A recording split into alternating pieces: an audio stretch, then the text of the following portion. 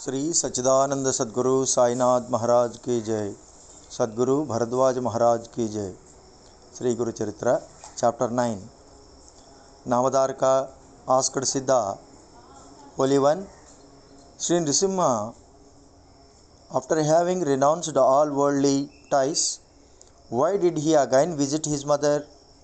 Was it not a transgression of the vow of sannyasa? Also tell me who his disciples were and what he did later. Siddha replied, as per his religious vows, Sri Nrisimha Saraswati went round our country and then returned home to see his mother. For the mother is worthy of reverence even to a renunciate. Hence, he decided to pay his respects to her. Besides, he started on his wanderings from her presence, and the ritual rounding of the travels has to end there. One has to return to his source after all. He had 7 disciples, and they were Bala, Krishna, Upendra, Janajyoti, Sadananda, Madhava, and Siddha, that is myself. All of us have the title Saraswati suffixed to our names.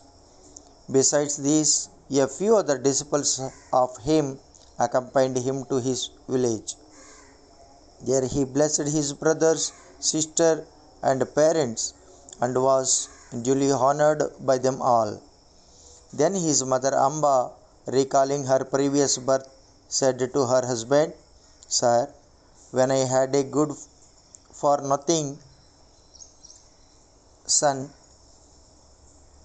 and was about to commit suicide in order to escape the misery, Lord Sripada protected me, and this Nrisimha is the reincarnation of the same Lord.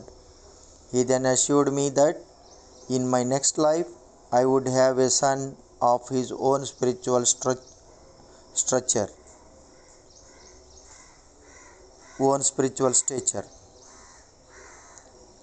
As he has no equals, he now took birth as my son, out of compassion for me and his natural truthfulness.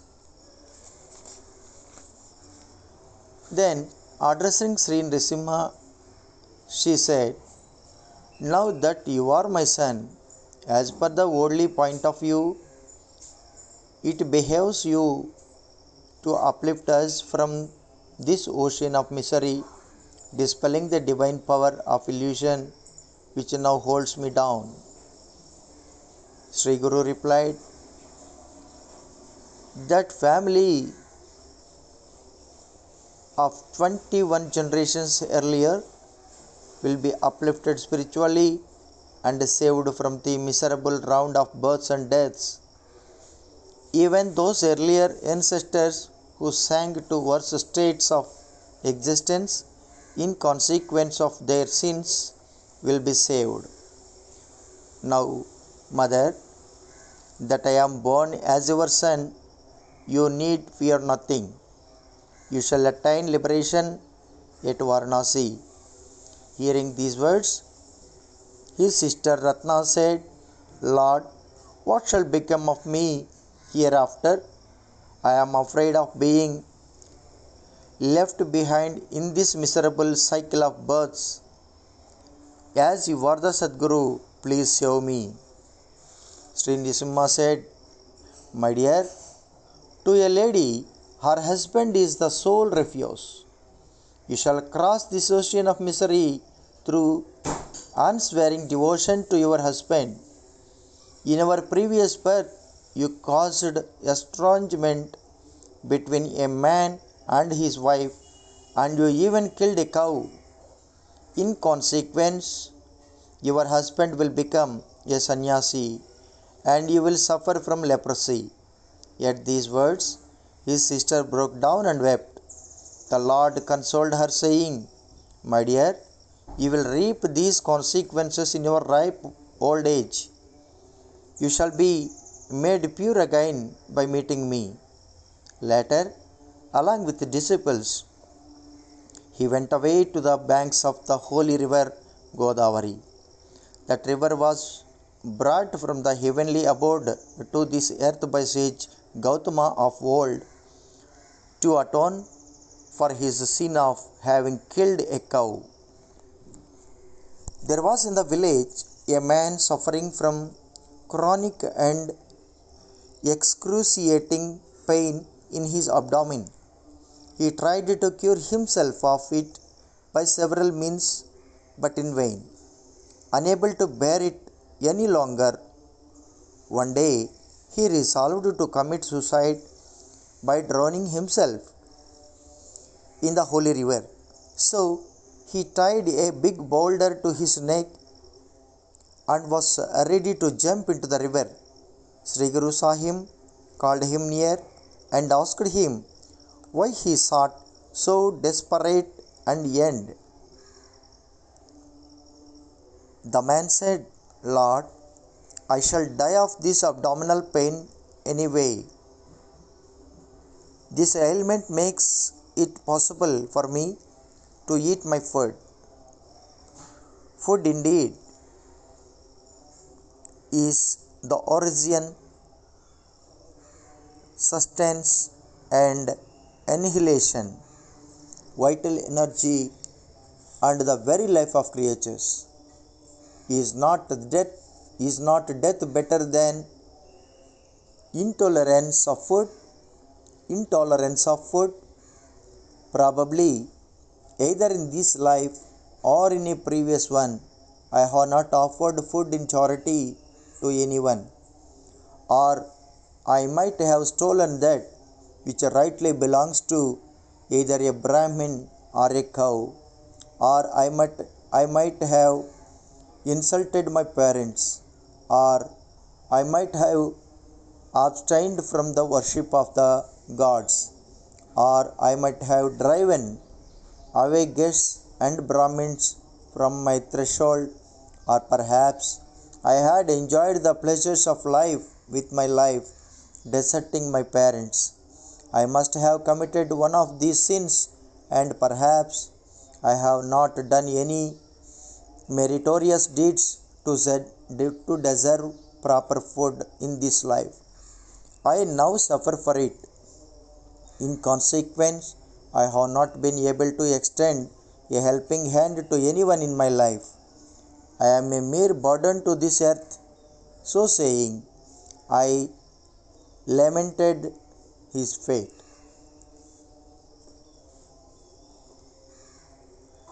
Sri Guru consoled him, saying, O Brahmin, do not fear. I shall administer you a medicine which will enable you to eat normally. Just at that moment, a Brahmin by name Sayamdeva arrived and prostrated to the Guru. He hailed from the holy city of Kanchi in the south and belonged to the Kaundinya Gotra. At that time, he was serving in the court of a Muslim ruler. Sri Guru addressed him thus, Sayamdeva, this Brahmin, unable to bear his pain, wishes to die. I shall administer a divine remedy to him. At first, feed him sumptuously with a delicious meal. Sayamdeva submitted apprehensively, Lord, even if he takes food once a month or a fortnight, he suffers a lot. If I feast such a one, am I not killing him? Sri Guru smiled and said, Do not fear, Sayamdeva. No physician is abler than I. Without any hesitation, give him a full feast. I shall take care of the rest of the matter. Sayamdeva agreed. Lord, I shall do as you say, but pray, may your holiness too come along with your disciples and accept my hospitality. I shall offer myself as your disciple. Graciously accept me and save me. The Guru agreed and at the proper hour went to Sayamdeva's house along with his disciples. The latter received Sri Guru with due reverence and offered him proper worship, chanting Vedic mantras like Purusha Sukta and Rudra Sukta. He then partook of the holy washings of the Guru's feet, Padatirtha, along with the members of the family, worshipped even the disciple of the master, and served food to all the guests. The ailing Brahmin's guest too ate to his fill in the company of the Lord, who is the Guru of those Gurus who can grant salvation to their devotees. Yet once he was free from his trouble in the holy company of the Master, dispassion dawned in his heart and he worshipped the Lord with profound faith. Saindeva, while massaging the Lord's feet, submitted, Swami, by serving your feet, all my holy acts and my very life are blessed, and so are my ancestors. I am really fortunate. They say that the Ganga washes off our sins, the moon dispels heat, and that the Kalparuksha ends all misery. But you uplift souls even as the wind lifts up shreds of cotton.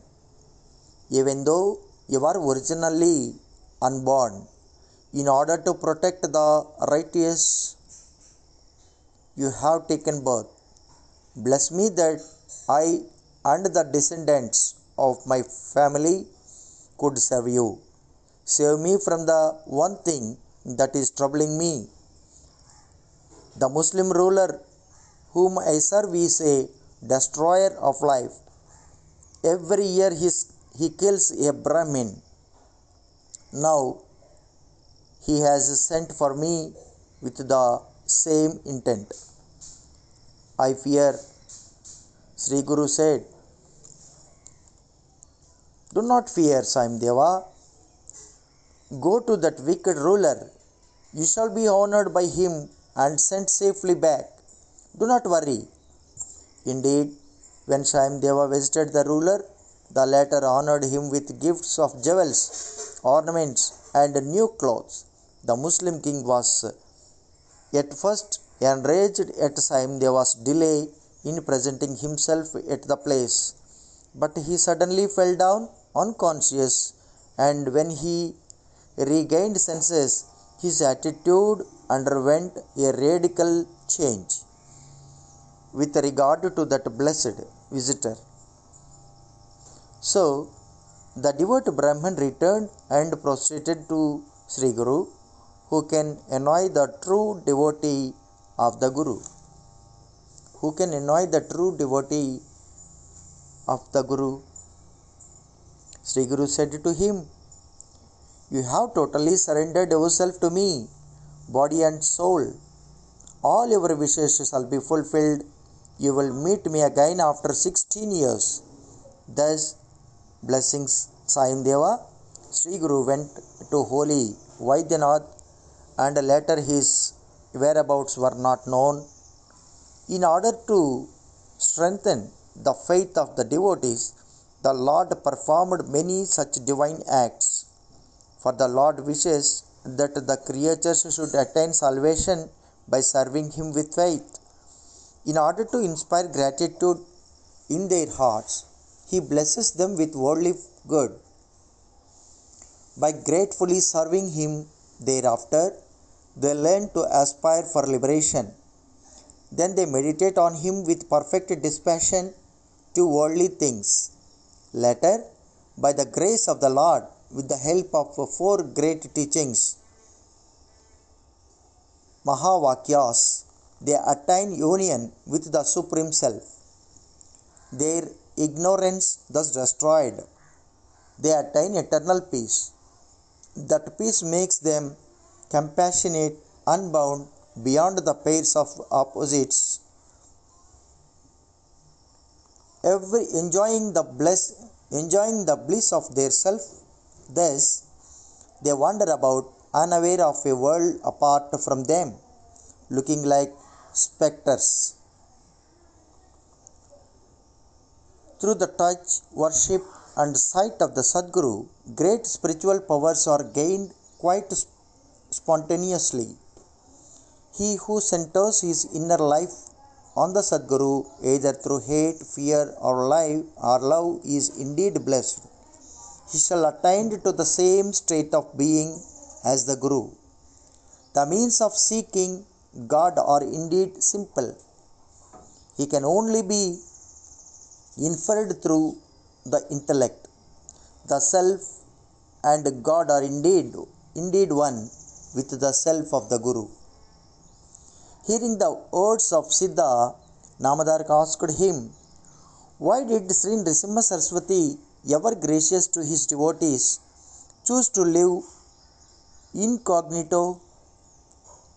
What happened to his disciples thereafter?" Siddha replied, "As the number of disciples swelled immensely, the Lord, wishing to live in solitude, said to his disciples, 'One becomes the twice born through the sacred thread ceremony, Upanayana. Henceforth, he wears the sacred thread, the loin band or mekhala, and the staff observing the vow of celibacy. He performs such rites as tending the sacrificial fire in the morning, noon, and sunset. He lives by seeking offerings of food from noble householders and studying the Vedas. He has to abstain from sleep during the day. Whatever offerings of food he gets should first be offered to his Guru, and he should accept what the Guru is pleased to give him of it. Thus, he studies for 12 years and at the end makes an offering to the Guru and should perform the fire offering called Samavartana Homa. Then, in accordance with the direction of his Guru, he should marry and henceforth observe the vows and discipline enjoined on the householder by religious law.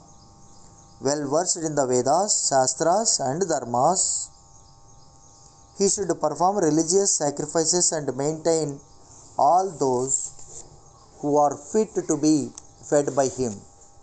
After some time, he should give away everything he has to his son and along with his wife retire to the forest. Henceforth, he should abstain from all concerns of social life, conquer his senses, and live in austere life till he is wholly purified. Then, with the consent of his wife, he should take the vow of sannyasa. The vow involves attentive chanting of God's name or japa, living by alms, and continuous meditation. He should then abstain from even hearing stories regarding women. He should not use vehicles for travel or a cot for sleeping. Such a monk should not sleep during the day, but should ever be aware of the real self. He should always use vessels made of bamboo, wood, earth, or the shell of a god. He should ever carry the staff and eat only during the day. He should constantly visit holy places throughout the year, never resting in any place for more than 3 days.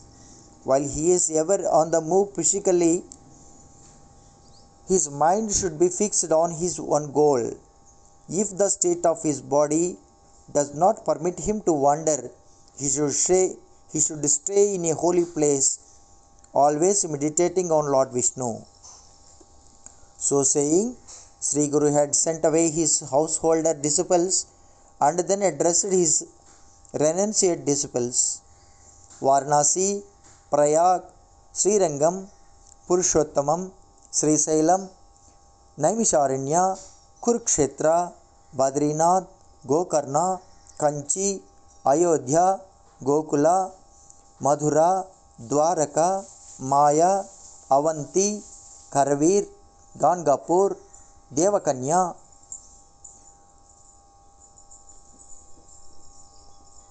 Guhashrama, Setubandha are the important places of pilgrimage which you shall all visit.